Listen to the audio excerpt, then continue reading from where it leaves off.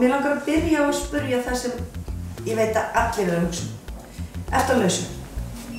Ég er giftur, henni Þórhildi og 3 barna það. Já, einmitt það.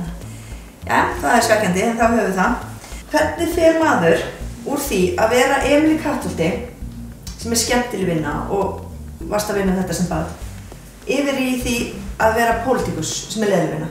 Hvað gerðist þarna á milli?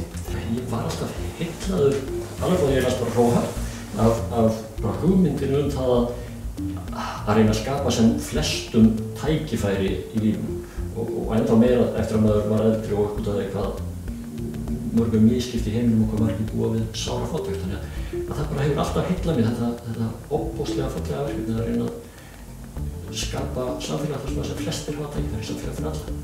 Já, þetta er ofsalega göfugt sjónarmið. Nú eru margir í pólitík bara til að pota sig fram, en þú ert greinilega ekki að því. Það er kannski ljótt að spyrja þig hvað þú hefur meira fram að færa en hinnir frambjóðendur, það? Má ekki spyrja því? Ég held að það sé bara öðruvísi.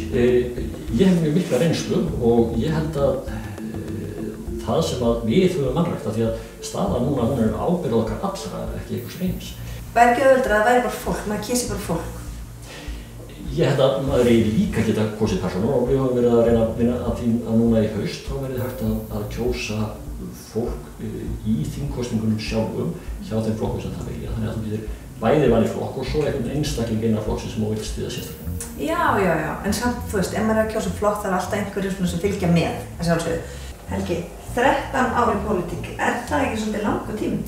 Jú, það er langur tími og einmitt þess vegna langar mig til að draga mig meira til hléðs í þinginu núna og fá að nýta reynslu mína út í flokksstarfinu því að ég held að við höfum vanrækt starfið í flokknum okkar og það að draga fólk til liðs og samtals við okkur og starfa með öðrum samtökum í landinu því að ég held að pólitíkin árið 2016 hún fari ekki lengur bara fram í pontunni á Alþingi, ég held að fari fram út allt samfélag og mér langar til að hafa forystu það samtal okkar en gefa öðrum færi á því að sækja meira inn í þingið.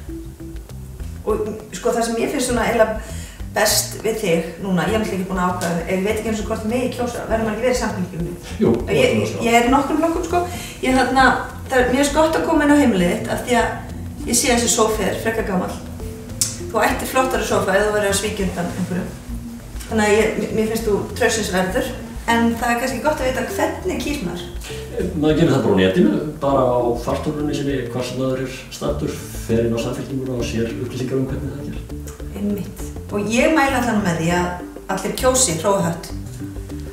Takk kærlega fyrir það, því að Hróahart langar mjög mikið að fá tækifæri til þess að sameina félagshyggjuöflin í kosningunum sem eru í haust því að ég held að það skipti gríðarlega miklu máli að þetta fólk sem er núna í stjórnunarstöðu og deilir hugsjónum og lífsýn að það nái saman málefni til að gera veruleika eftir kosningunum í haust. Já, það held ég að takist af því að hinnir eru búin að kúka svo langt upp á bak. Hárrétt.